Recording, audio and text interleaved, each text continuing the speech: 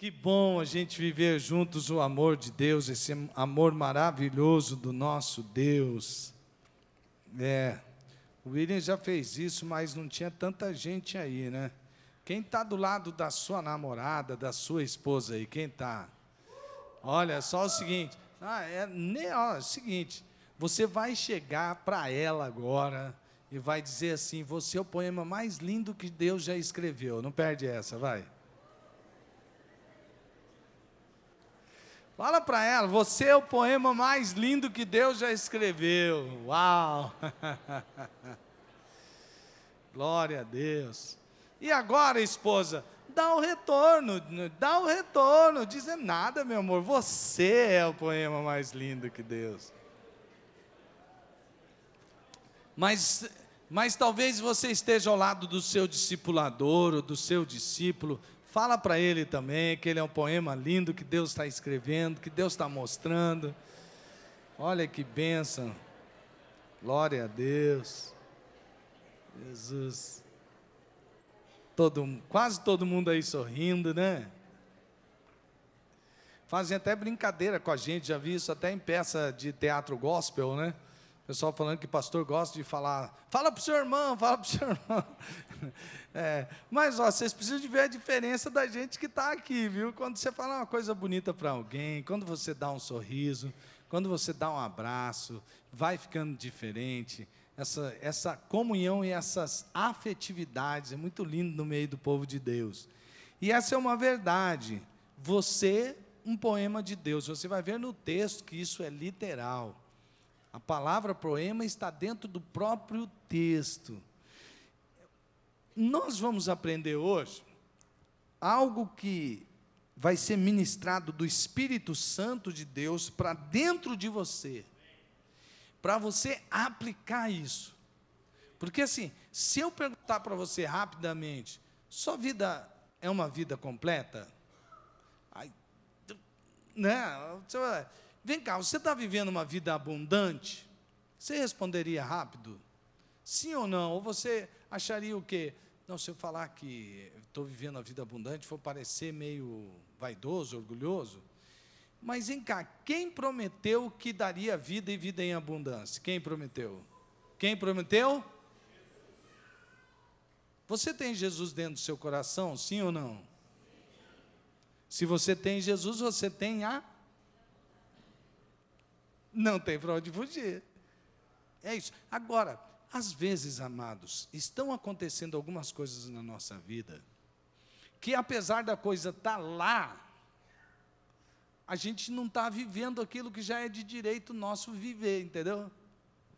Eu me lembro que o pastor William depois já até contou uma história. Lembra daquela historinha antiga, pastor William?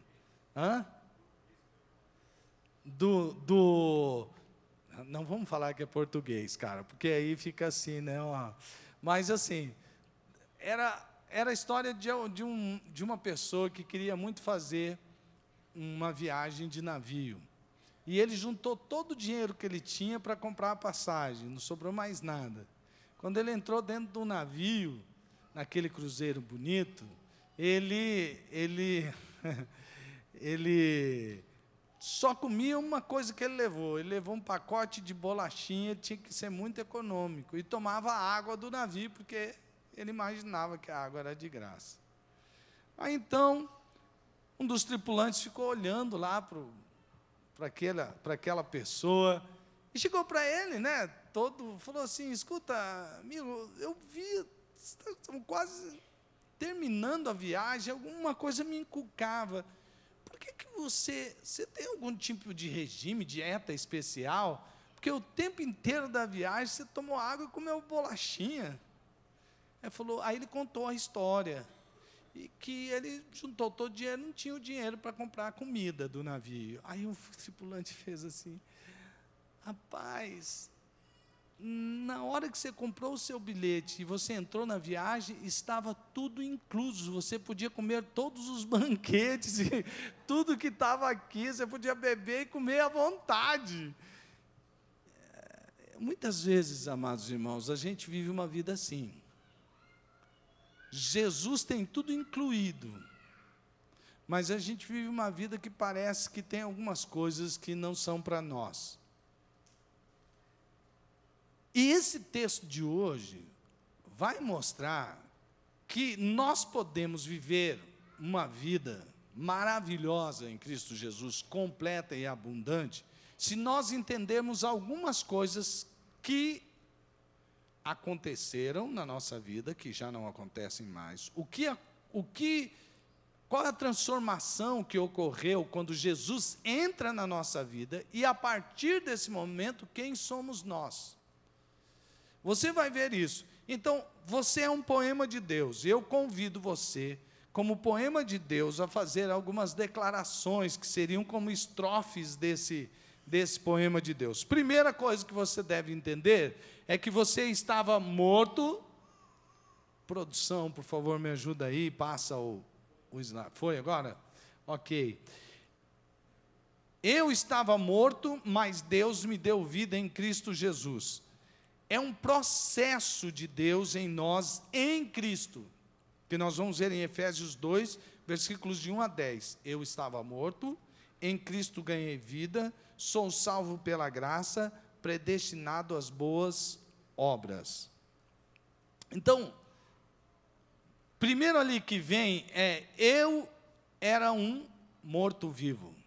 Não é minissérie Walking Dead, não, viu, gente? Mas é mais ou menos alguma coisa parecida, né? Porque esses zumbis que aparecem nesses seriados, eles são pessoas que já morreram, mas por causa de algum efeito lá, eles vivem uma vida como se estivessem vivos, mas na verdade eles estão mortos. É mais ou menos isso que acontece, era mais ou menos isso que nós éramos antes de Jesus entrar na nossa vida. Se não, veja o texto, ó. Vocês estavam mortos em suas transgressões e pecados, nos quais costumavam viver quando seguiam a presente ordem deste mundo e o príncipe do poder do ar, o espírito que agora está atuando nos que vivem na desobediência. Anteriormente, todos nós também vivíamos entre eles, satisfazendo as vontades de nossa carne, seguindo os seus desejos e pensamentos. Como os outros, éramos por natureza merecedores da ira. Isso, da ira de Deus. Agora, veja só, nós vamos aprender algumas palavrinhas aqui, só para explicar, e depois nós vamos aplicar, porque eu gosto muito de seguir o texto bíblico, como os irmãos já notaram. O que é a palavra que foi traduzida como transgressões e pecados? Então, delito no grego é essa palavra aí, paraptoma, que significa cair ao lado, traz a ideia de dar um passo em falso que produz queda. Passo em falso que produz queda. Isso é delito. Pecado no grego é amartia, que significa falha ou erro, dando a ideia de errar o alvo. Então, quando nós estávamos mortos, era esse tipo de vida que a gente vivia. Nós vivíamos uma vida trôpega, tipo bêbado, assim. Quando a pessoa fica bêbada, ela é uma vida trôpega e desordenada, cheia de quedas, como uma pessoa que está bêbada mesmo, porque a palavra andar aqui é o estilo, o comportamento de vida. Então, é como se uma pessoa tivesse assim, qualquer coisa o fizesse cair e tropeçar. Esse era o estilo de vida que nós tínhamos antes. Quem estava aqui no domingo, quando Deus falou conosco que a vida em Jesus tem sentido, que nós falamos sobre origem, lembra? Origem, identidade, propósito e destino. Origem, identidade, propósito e destino. Quem estava aí? Levanta a mão. Ó, tinha bastante gente que estava aí, né? Não precisa necessariamente ser nesse culto, mas nós já pregamos nos cultos, nos 4 cultos, num domingo à noite e no outro domingo pela manhã. Os que não vieram e não viram essa mensagem, eu daria um conselho para você: volte a assistir ao culto regularmente, viu, gente? É uma brincadeira. Mas quando Paulo falou isso aí no primeiro capítulo, ele dá continuação. E aí ele está falando: agora eu vou insistir com vocês a respeito do que Deus fez vocês para serem e do que Deus fez vocês, para que Deus fez vocês, o propósito da existência de vocês. Mas antes disso, ele quis reforçar o que nós éramos antes de Jesus. Vai ter um propósito claro. Quais eram os 3 domínios antes de Jesus? Haviam 3 domínios de morte na nossa vida. O primeiro domínio citado ali é o mundo. O mundo é um sistema de valores organizado contra Deus e sua vontade. Então vamos aí nesta parte. Você já viu como o mundo vive? Eu não vou fazer aqui um resumo sobre como a cosmovisão de vida foi sendo mudada durante um tempo, porque houve uma mudança, né? Se você quiser ler um livro muito bom a respeito disso, leia o livro A Morte da Razão, de Francis Schaeffer, que ele fala como é que, depois no mundo moderno, entrando o iluminismo, como que as coisas foram mudando. Só que hoje nós já estamos no mundo pós-moderno, não é?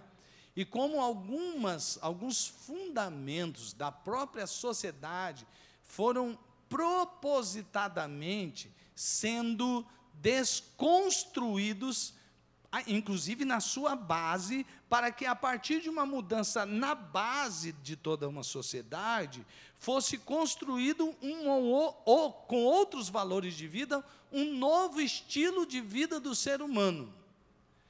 Então, preste atenção nisso aqui agora. Eu só vou, para não entrar, ser muito aquela coisa de filosófica, né? Nem sou tão estudioso dessa área assim, mas a gente lê um pouquinho para para construir ideias, né? Mas eu vou preferir agora ir por outro caminho. Depois você lê, tem um livro também de um padre que chama Dattler, que ele fala que a criação não é um mito. Ele fala muito sobre origem e propósito de vida. Depois, se você quiser também, você pode ler. Mas, vou contar para você assim, como isso acontece, que é fácil de ver na nossa vida. Bom, muito bem. Meu pai e minha mãe, quando meu pai era vivo, ele não é mais vivo, minha mãe sim, eu lembro que nós não éramos cristãos, não tínhamos Jesus ainda como Senhor de nossa vida, então presta atenção nisso.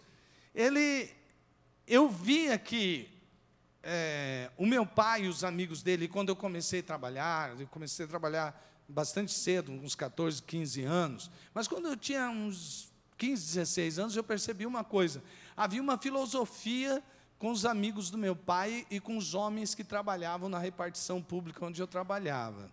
Eles imaginavam alguma coisa assim: olha, família é uma coisa que não se deve tocar. Tem um homem, tem uma mulher, tem filhos, e o casamento não pode ser desfeito. Tanto é que eu me lembro que se algum amigo do meu pai, ou aquelas pessoas com quais eu convivia, falava assim, que estava o divórcio, paz, o fulano divorciou, o que é isso? Só que tinha uma coisa assim, ó, você faz o seguinte, mantenha aí o seu casamento. E aí era aquela história, entre os homens a conversa era qual? Essa daqui é a sua mulher, você mantém aí a sua matriz, mas a frase era: cavalo amarrado também. Ah, você já ouviu essa história, né? Não é tão antiga assim, né? Então, aí você tem essa ideia. De repente, houve um movimento justificável, tudo é justificável. Houve um movimento das mulheres dizendo assim: não, tem alguma coisa errada nisso aí. Por que os homens vivem essa vida aí e a gente tem que ficar aqui como uma santinha me guardando só para ele enquanto ele tem outras? Né? Aí algumas mulheres, elas pensavam assim: não, vou guardar minha família aqui, vou criar meus filhos, desde que eu não saiba, desde que ele faça muito bem escondido, deixa para lá, e levava a vida assim. De repente, algumas surgiram assim: não pode ser assim. Como é que é? Tem que ser igual, essa coisa assim diferente. Ao invés de nós tentarmos, foi a percepção que tive, consertar algo que estava errado, a gente disse: bom, se ele tem o direito de fazer isso, também tem o direito de fazer. Só que aí, naquele tempo, eu percebi, eu só estou falando das minhas percepções, mas eu tenho que confessar a você que as leituras me influenciaram, né? Mas assim, depois as mulheres, elas começaram a falar assim, não, já sei, sabe como que o homem faz? Eles escravizam a gente, porque só ele que ganha dinheiro. Se eu for muito reagente, querer, e aí, como é que eu fico? Vivi tantos anos, não sei fazer alguma coisa, eu vou morrer de fome, meus filhos também. Né? Era tipo uma ameaça, assim, não era? Aí, então, a mulher resolveu ir para o mercado de trabalho. Vamos embora lá e tal, tal. E mesmo fazendo um bom trabalho, e até melhor que os homens, as mulheres ganhavam menos. Aí começou a vir outros movimentos, como, por exemplo, o feminismo, né? Somos iguais e tal, e até hoje isso é meio discutido. Esses dias eu ouvi uma discussão por causa da Copa do Mundo de futebol feminino, que queriam saber se não era melhor fazer campos especiais para mulheres, com as traves menores, porque a mulher tem menos impulsão que os homens. Aí chamaram isso de então são todos iguais, tá? Eu vejo como as mulheres pulam e como os homens pulam, né? A gente não pode dizer que tem o mesmo perfil biológico, muscular, não é possível. Mas, enfim, aí acabou virando uma discussão político-filosófica esportiva. E assim o mundo vai construindo algumas ideias que você olha para a realidade e diz, cara, o que você está falando vai contra a própria biologia. Não dá, isso aí não tem essa discussão, é vã. Dá para ver pelo corpo, dá para ver a própria desenvoltura. Não é natural de um corpo masculino ter algumas coisas, e no corpo feminino também reage de jeito diferente, são corpos totalmente diferentes. E aí, então, somos iguais, dali a pouco começou a entrar uma questão assim, não, espera aí, eu posso ser aquilo que eu deseje ser. Bem, por exemplo, por que você quer pôr o quarto, deu até uma polêmica isso aí, né? Meninos vestem azul e meninas cor-de-rosa, né? Mas, por que eu tenho que fazer o quartinho do meu filho se eu souber, através de um exame, que ele tem, vai nascer menino? É meio proibido falar isso na ideologia nova hoje, né? Por que não pôr o quarto dele das cores que eu imagino que é de um homem, de um menininho, ou fazer azul? Aí não, todos somos livres e deixa a pessoa escolher o que ela vai ser. Se ela escolher que ela vai ser homem, ela vai ser homem. Se ela escolher que ela vai ser mulher, vai ser mulher. Mas isso muda a biologia? A minha vontade muda a biologia? Por exemplo, se eu disser assim, eu sou livre para fazer o que eu quiser, ir ali no quarto andar deste prédio, né? E pular da janela e falar, eu não vou me arrebentar no chão, porque eu desafio a lei da natureza. O que vai acontecer comigo? Vai mudar alguma coisa? Eu já era, né? Um corintiano no chão, né? Pois é, não adianta. Agora, só que a ideia de que nós somos construtos sociais foi passando pela cabeça de muita gente. Aí, então, eu vou ser o que eu quiser. Então, se eu olho para mim, e eu olho e vejo assim, um corpo de homem, mas eu me vejo mulher, pode ser que eu esteja sendo uma mulher presa num corpo de homem. Então, eu vou lá e me transformo. Ok? Ok. Até dá para imaginar isso. Alguém mais crescido, alguém mais adulto, vai lá e faz as suas diferenças. Estamos vendo aí 2 crimes cometidos contra uma criança e outro adolescente, que está dando muita discussão, porque se chama de um jeito, quando a gente vê na prática que é de outro. Mas, enfim, eu não quero entrar nessa discussão aqui.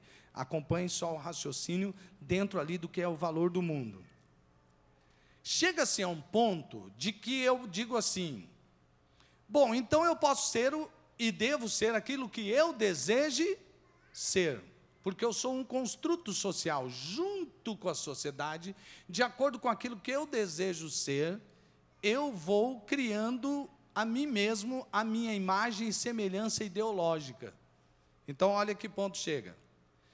Se eu não tenho origem, eu não tenho um Deus criador, e eu não tenho uma palavra, uma revelação de Deus, como tantas pessoas acreditaram até agora, seja do mundo cristão, muçulmano ou de outras religiões sempre foi de se acreditar num Deus que se revela. E então o homem está à busca da revelação daquele Deus, e diante da revelação daquele Deus, então ele existe e cria suas próprias leis. Por exemplo, o direito que eu tenho hoje, ele foi criado baseado em alguns valores. A lei não surge do nada. Quando a pessoa fala assim, não, mas essa lei, depende do ponto de vista de quem olha, ela é moral, imoral, justa ou injusta. Não é só pelo fato de que ela é lei, que ela é justa, ou porque ela é lei, ela é moral. Você entende? Agora, preste atenção aqui, amados. Até que surge um homem, já contei isso aqui um dia, que no domingo eu vou repetir, que ele diz assim, posso ser o que eu imagino que eu seja? Posso ser? Então vou fazer o seguinte, ó. Eu me percebo, ele era um homem, isso no Canadá, com 50 e poucos anos, mais ou menos a minha idade. Pode ficar tranquilo que eu não vou ser acometido de tal loucura, gente. Mas assim, porque Deus é quem me segura, né? Não por mim mesmo. Mas aí, ele imaginou que ele olhou para si, apesar de ter esposa e já filhos, ele disse assim, eu sou uma mulher, só que eu estou presa num corpo de um homem. Chegou, falou para a mulher dele, que queria se separar, que queria mudar de sexo e tudo mais. É meio complicado, ideologia de gênero e identidade de gênero, né? Mas a ideologia de gênero está mudando as identidades de gênero. Aí, ele chega lá e fala assim, não, mas agora, sabe o que está acontecendo comigo? Eu estou me vendo outra pessoa. Aí a esposa até tentou conviver, mas não dava mais certo, era estranho, porque ele não foi assim desde então, desde que ele casou com ela, eles tiveram filhos, tinha toda a família, e começou a achar estranho. Sabe o que aconteceu? Ela falou assim, ó, assim não dá mais para a gente continuar. Ali algum tempo, ele percebeu que ele não somente era uma mulher presa num corpo de homem, mas ele era uma criança de mais ou menos 5, 6 anos de idade, 4, uma criança, ele era infantil. Então, ele disse, agora eu me vejo, eu estou preso num corpo de adulto, mas eu sou uma criança.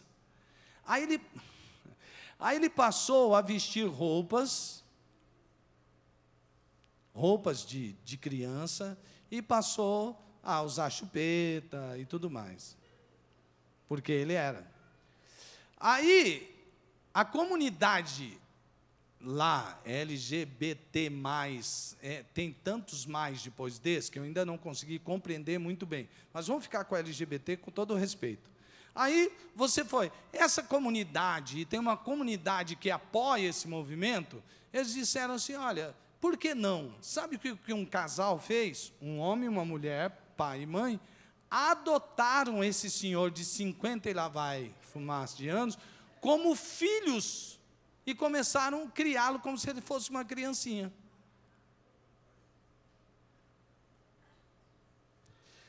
Enquanto isso, há várias ideias a respeito de sexualidade. Por exemplo, pedofilia pode estar mudando de nome, pode se chamar agora sexualidade transgeracional, sexualidade transgeracional, ou seja, apesar de eu ser de uma geração, eu posso ter relação sexual com uma outra geração. Isso parece meio assim, né? Culto, interessante. Só que o que isso quer dizer? Que existe o que se está falando em vários países, inclusive na Europa, que agora se trata não mais de olhar um pedófilo como um criminoso abusivo, é de trabalhar para ver o que aquela pessoa tem, mas trabalhar na ideia da pedossexualidade. Você entende? Esse é o sistema de valores organizados contra Deus e sua vontade. Mas nós éramos escravos desses valores, não somos mais. Nós não somos mais. O mundo pode evoluir do jeito que quiser, mas nós que fomos lavados, redimidos pelo sangue de Jesus, alcançados pela graça de Deus, cheios do poder do Espírito Santo, permaneceremos na verdade que verdadeiramente nos libertou para sempre. E é isso que nós vivemos. Sabe por quê? Quem é que comanda este mundo e este sistema? Satanás. Para quem não acredita em Deus, não vai acreditar em Satanás. Quem acredita em manifestações da divindade, segundo o panteísmo espiritualista que tomou as religiões orientais, quem acredita nisso pode acreditar em qualquer força de qualquer jeito, porque uma energia, ela não é um ser pensante. Uma hora ela pode se manifestar de um jeito, outra hora ela pode se manifestar de outro jeito. Mas nós cremos na palavra de Deus e cremos que existe um Deus e que existe o diabo. Nós cremos nisso. E que são inimigos. Não é que eles estão disputando ver quem vai ganhar, não, porque o nosso Deus está sentado no mais alto sublime trono e reina soberanamente, e Jesus já derrubou Satanás da sua posição. Satanás está definitivamente derrotado, e Jesus está sentado no seu mais alto sublime trono. E um dia chegará, todo olho vai ver, Satanás será aniquilado. Então, nós cremos nisso, nós estávamos dominados pelas trevas, mas não estamos mais. Nós seguíamos os nossos próprios desejos, os desejos da nossa carne, que são aqueles desejos que lutam contra a vontade de Deus. Não é que você se vê de um jeito ou se vê de outro. Existem sempre diante de você escolhas, e existem desejos que lutam dentro de você. Você não vai fazer tudo o que você quer fazer na hora que você quer fazer, porque você, que é um ser moral, criado em imagem e semelhança de Deus, tem hora que você fala assim, olha, eu tenho a tendência a querer fazer isso, mas eu sei que isso não é bom, isso não vai fazer bem para mim agora, eu escolho não fazer, apesar de ter vontade de fazer. Você quer ver? Por exemplo, alguém que tem um problema com glicose, e ela vê lá um doce, e ela vê lá um açúcar, ele fala assim, gostoso, e conforme as pesquisas mostram, dizem que açúcar vicia mais que cocaína, né? Mas você vê ela, que docinho, mas se ela sabe falar, não, mas peraí, se eu comer esse doce vai me fazer mal, eu vou ter problemas, então eu escolho não fazer. O simples fato de você sentir vontade de fazer, não quer dizer que você tenha que fazer. E aquilo que está em você, que te controla muitas vezes para não fazer aquilo que vai te fazer mal, não é alguém, ou um sentimento, ou um conjunto de valores morais, sim, a partir do que está na palavra, você deixa de fazer, mesmo que algo em você diga assim, eu gostaria muito de fazer, mas você se domina, porque você não é um animal irracional para fazer simplesmente aquilo que os seus desejos mandam você fazer. Quer dizer, se um dia eu tiver raiva de alguém, matar alguém, deixe a liberdade do ser. Ele sentiu, daqui a pouco a gente volta para a lei da selva, o mais forte prevalece sobre o mais fraco e deixa rolar. Porque nós somos construtos sociais, a autonomia do ser, e viva a alma. Nós não somos mais aprisionados pela nossa carne, porque nós temos vida em Cristo Jesus. E eu posso escolher, eu sou livre para escolher, e eu sou livre para dominar os desejos da minha carne. Agora os outros pontos vão bem mais rapidinhos. Era necessário estabelecer isso daí, meu irmão, para você entender que você não é mais isso. Porque em Cristo você ganhou vida. Veja o texto. Todavia, Deus, que é rico em misericórdia pelo grande amor com que nos amou, deu-nos vida juntamente com Cristo, quando ainda estávamos mortos em transgressões, é aquilo que nós éramos, a gente estava lá. Pela graça vocês são salvos. Deus nos ressuscitou com Cristo e com Ele nos fez assentar nos lugares celestiais em Cristo Jesus, para mostrar nas eras que hão de vir a incomparável riqueza de sua graça, demonstrada em sua bondade para conosco em Cristo Jesus. Deus, Ele é rico em misericórdia e nos deu vida em Cristo Jesus por causa do seu grande amor. Ação e propósito. Qual foi a ação de Deus em nós? Nós estávamos lá mortos, mas em Cristo Nós somos ressuscitados e Ele nos fez assentar nos lugares celestiais. Quer dizer, nós estamos acima, nós estamos em Cristo Jesus, nós estamos nele, e as coisas abaixo, debaixo das trevas, não podem nos atingir como atingia antes. Podem nos tentar, mas não podem nos dominar. O propósito, qual é o propósito de Deus fazer isso? O texto diz, para mostrar às eras futuras a riqueza da sua graça demonstrada em sua bondade. Aqui mostra que Deus começa a falar com o fim, o propósito final desse texto, mostrar que Deus está escrevendo um poema através da sua vida. A vida de Deus está em você. Jesus entregou seu próprio Filho para que você fosse cheio do Espírito Santo e vivesse uma vida que as pessoas olhassem e dissessem assim: uau, ele é diferente. Você acha mesmo que nesse hedonismo todo que a sociedade pós-moderna está vivendo, eles vão encontrar felicidade?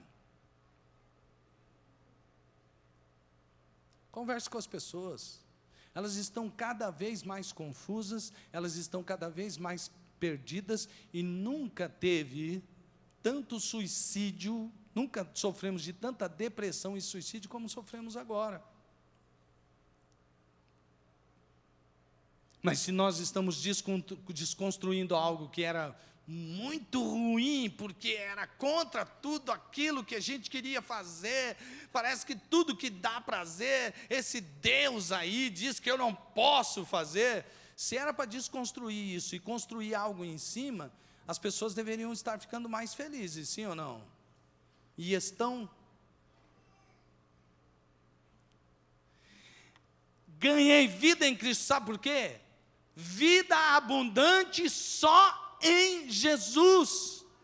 Nós estávamos mortos, nós éramos escravos dos nossos pecados, dos nossos delitos, nós vivíamos a vida trôpega, sem sentido, sem razão. Jesus entrou na nossa vida e mudou tudo.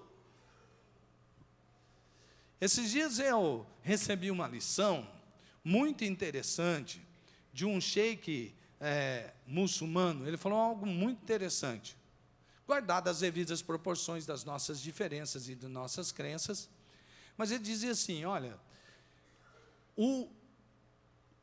a religião islâmica não é o que as pessoas pensam sobre religião de ódio, apesar de alguns radicais e fanáticos que têm em qualquer religião. Eu acompanhei o raciocínio, verdade. Eu estava dizendo, a nossa religião ela é baseada primeiramente no conhecimento, no amor e na obediência. Aí eu falei, uau, eu queria aprender sobre isso, né? E continuei assistindo ali. Ele estava conversando comigo, mas eu interajo, sabe, quando eu estou assistindo essas coisas. Aí eu vi e ele disse assim: primeiro, quando eu não conhecia Alá, eu não sabia quem eu era e da minha importância. Quando eu conheci Alá, eu descobri que foi Alá que me deu vida. Porque havia milhões de chances, ele se referia aos espermatozoides e aos ovos e tal, de eu não existir. Mas Alá desejou que eu existisse. E depois, convivendo com Alá, eu percebi o quanto que Alá conheci, ele disse, quando eu conheci o amor de Alá, eu conheci o amor. Então, primeiro ele disse, primeiro conheço a Deus, aí em Deus eu conheço o quê? O amor. E aí ele disse, e porque eu sei quem é Alá, e porque eu sei agora o que é o amor, eu resolvo obedecer a Alá em tudo que Ele mandar eu fazer. Naquela hora eu não podia interagir assim, falando com ele, mas eu disse assim, olha, apesar de alguns fundamentos diferentes, isso vale para qualquer um. O que Jesus disse? Como que nós provamos que amamos a Deus? Quando nós obedecemos os seus.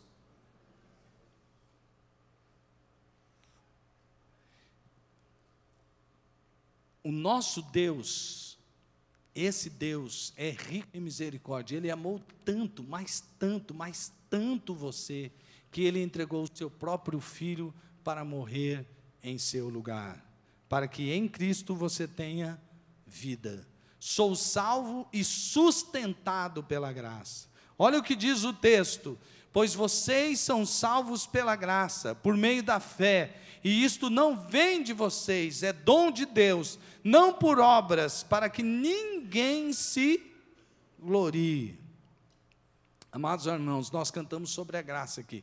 Quando fala de graça, quando tem aqueles hinos de graça que fala de Jesus, meus irmãos, eu me emociono demais. Nós somos salvos pela graça e não pela fé, hein? Não é pela fé que nós somos salvos, não é nossa fé a causa da nossa salvação, ela é sim o meio pela qual tomamos posse de nossa salvação. Cuidado com a inversão que valoriza mais a fé humana do que a graça de Deus. Lembre-se, isto não vem de vós, diz o texto, é dom de Deus. Porque às vezes eu pergunto às pessoas: nós somos salvos pelo quê? Pela fé, eu acreditei em Jesus. Não, nós somos salvos pela graça, mediante a fé. Isto não vem de vós, é dom de Deus. Meus irmãos, quando você baseia a sua salvação no seu próprio esforço de ser bom ou mal, você sempre vai se dar mal. Porque foi a graça que operou em nós a vida. Não são as nossas obras que garantem salvação permanente, mas sim é a graça que não somente nos salvou do inferno, mas nos sustenta na santidade, porque Deus está operando através da graça o processo de santidade. Martinho Lutero disse: não é contra as obras que lutamos, mas contra a confiança nas obras, porque somos criação de Deus, realizada em Cristo Jesus, para fazermos boas obras, as quais Deus preparou de antemão. Isso quer dizer que nós somos predestinados para boas obras. Amém, amados irmãos? Olha aqui, ó, porque somos criação de Deus realizada em Cristo. Olha o que você é. Você não é o que a sua mente finita e pequena pensa que você é. Você é o que a revelação da palavra de Deus está dizendo para você que você é agora. Você é uma criação de Deus. Sabe aquela palavra, exatamente aqui, somos criação de Deus? A palavra ali é poemia no grego, que significa poema de Deus, realizado em Cristo Jesus para fazermos boas obras, as quais Deus preparou de antemão para que nós as praticássemos. Amém? Diga assim: eu sou predestinado para as boas obras. A mesma palavra que a gente estudou quando a gente viu lá sobre que Deus nos escolheu nele antes da fundação do mundo, é a palavra no grego que é descrita aqui, proridizo, que significa determinar de antemão, predestinar. Você foi predestinado desde antes da fundação do mundo. No tempo apropriado, Deus cuidou de você lá no ventre da sua mãe. E quando você veio a perceber-se como pessoa, ter consciência, Deus se revelou a você e você pode entregar a sua vida para Jesus. E hoje nele você é uma nova criatura, como a gente viu aquelas pessoas ali recebendo aqueles versículos. Você já viu que o versículo que é mais citado, mais escrito em faixas ali no batismo porque as coisas velhas se passaram e eis que tudo se fez novo, porque é uma nova criatura. Olha lá, é assim, mas não somente para isso. Deus não criou você apenas assim: agora você é salvo, vai lá, vive a sua vida do jeito que for. Não, não é assim não. Deus criou você para, através de você, escrever algo para que, lendo a sua vida, as pessoas glorifiquem a Deus. Amém? Fazer boas obras deve ser um estilo do viver diário de quem já passou da morte para a vida, ou seja, aquele que tem essa nova vida em Cristo foi predestinado para as boas obras. Diz respeito ao que Jesus falou sobre a árvore boa e a árvore má. E aí aparece essa questão da palavra poema, né? Poema, ou poemia, depende da declinação. originou o vocábulo poema no português. Assim sendo, a tradução mais literal daria o sentido de que somos poemas de Deus em Cristo Jesus. Deus está escrevendo o seu poema em nós para o mundo ler através das boas obras. Lutero também escreveu algo explicando isso mais ou menos assim: as boas obras não tornam bom o homem, mas o homem bom pratica as boas obras. As obras más não tornam mal o homem, mas o homem mau torna as boas obras. Tem a ver o que Jesus diz: pelos frutos. Pode, por acaso, uma mangueira dar uma laranja?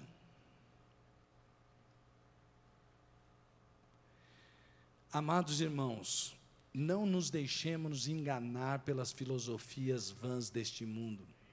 Vamos permitir que o Espírito Santo cumpra todo o processo de santificação que Deus começou em nós. Sabe por quê?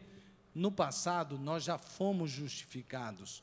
No presente nós estamos sendo santificados. E no futuro nós seremos glorificados. Esse é o nosso Deus. Vamos fazer a declaração daqueles que são poemas de Deus? Vamos lá? Então vamos lá. Repita comigo: eu estava morto. Diga: em Cristo ganhei vida. Sou salvo pela graça. Predestinado às boas obras. Amém? Esse é você. Glória a Deus. Eu queria que você percebesse a beleza desse poema de Deus que você é. Você é um belo poema de Deus. Você é um belo poema de Deus. Apesar de nem você às vezes acreditar em você mesmo, mas Deus acredita em você. Mais do que você acredita nele. Porque se acreditássemos nisso, nós poderíamos assinar isso, essa declaração. Assinar essa declaração com toda a convicção. Porque nós não somos aquilo que o mundo deseja que nós somos. Nós não nos vemos presos em algumas coisas que parece que são e não são, aí começa a fazer viagens mirabolantes. É assim, a natureza declara a glória de Deus. A natureza, ela manifesta propósitos que estão nela e que hoje parece que as pessoas estão tampando os olhos. Sabe por que você não foi abortado ou alguma coisa parecida? Porque Deus quer usar você para um propósito maior. Amém? Feche seus olhos.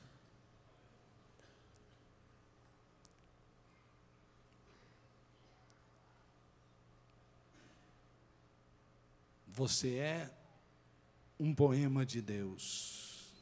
Está de olhos fechados? Ouça a palavra de Deus. Você é um poema de Deus. Você é um poema de Deus. Deus está escrevendo esse poema para que o mundo olhe para você e veja quem você é em Cristo Jesus. Tem alguma coisa que aconteceu na sua vida que você sente: puxa, essa parte aqui eu tenho que abandonar, porque não é um bom poema. Não tem problema. Se confessarmos os nossos pecados, Ele é fiel e justo para nos perdoar os pecados e nos purificar de toda injustiça. Deus ama você.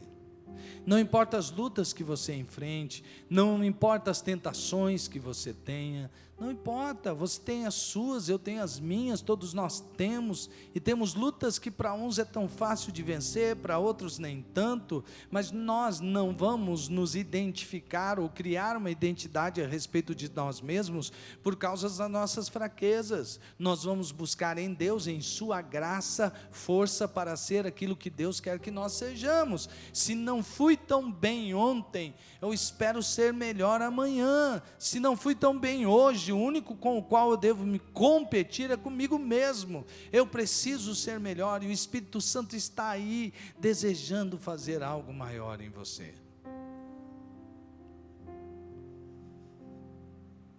Se existe alguém aqui que ainda não entregou a sua vida para Jesus, queria convidar você a entregá-la. Deus te amou tanto que entregou o seu próprio Filho, e agora Ele quer salvar você. Se você está aqui e ainda não entregou sua vida para Jesus, Deus tem o desejo de fazer de você um poema dele. Se você quer entregar sua vida para Jesus, de onde você está, você que ainda não fez isso, levante uma das suas mãos e diga assim para Jesus. Alguém aqui quer entregar sua vida para Jesus? Alguém que esteja aqui, que ainda não entregou sua vida para Jesus conscientemente e deseja fazer hoje, levante a sua mão. Levante a sua mão em nome de Jesus. Alguém? Alguém? Glória a Deus por sua vida. Pode abaixar a sua mão. Há mais alguém? Os irmãos viram ali quem levantou a mão. Depois os irmãos vão cuidar dele ali, em nome de Jesus. Há mais alguém que levantou a sua mão aqui que eu não vi? Você pode levantar novamente. Glória a Deus pela sua vida. Há mais alguém que entregou a sua vida para Jesus? Levante sua mão, diga assim: eu quero Jesus. Há mais alguém? Eu vou pedir para que essas pessoas que levantaram suas mãos, que venham aqui à frente. Você que viu as pessoas levantando a mão, se aproxime delas, ajude-as a chegar aqui na frente. Ajude-as a chegar aqui na frente, em nome de Jesus. Pode vir, você que levantou a sua mão, vem aqui à frente agora, em nome de Jesus. Pode vir aqui à frente.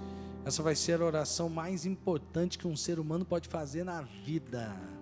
Vamos aplaudir o Senhor Jesus. Mais poemas, mais poemas. Mais poemas de Deus. Glória a Deus, louvado seja o nome do Senhor Jesus, aleluia. Glória a Deus. Vamos orar, igreja, fica em pé em nome de Jesus. Vamos orar. Você que veio aqui à frente para entregar a sua vida para Jesus, repita comigo essa oração. Diga assim: Senhor Deus. Pode repetir a oração. Diga: Senhor Deus, eu sei que o Senhor me ama, e o Senhor entregou o seu Filho Jesus para morrer em meu lugar, e agora eu decido entregar a minha vida para Jesus.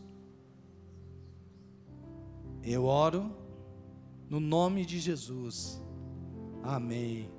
Pai, em nome de Jesus, ó Deus, que agora o Senhor abençoe estas vidas, dando a elas libertação, libertação de toda condenação, libertação de toda culpa, libertação de todo o passado, e que eles sejam abençoados para a honra e glória do Teu nome, que toda maldição seja quebrada, e o Teu Espírito testifique ao Espírito deles, que eles são novas criaturas em Cristo Jesus, e que o amor de Deus Pai, a graça redentora e sustentadora do nosso Senhor e Salvador Jesus Cristo, assim como a comunhão do Espírito, suas consolações, seu poder e sua unção, seja derramado abundantemente sobre a sua vida, em nome de Jesus, amém, amém, amém. Glória a Deus. Deus abençoe você, vá em paz.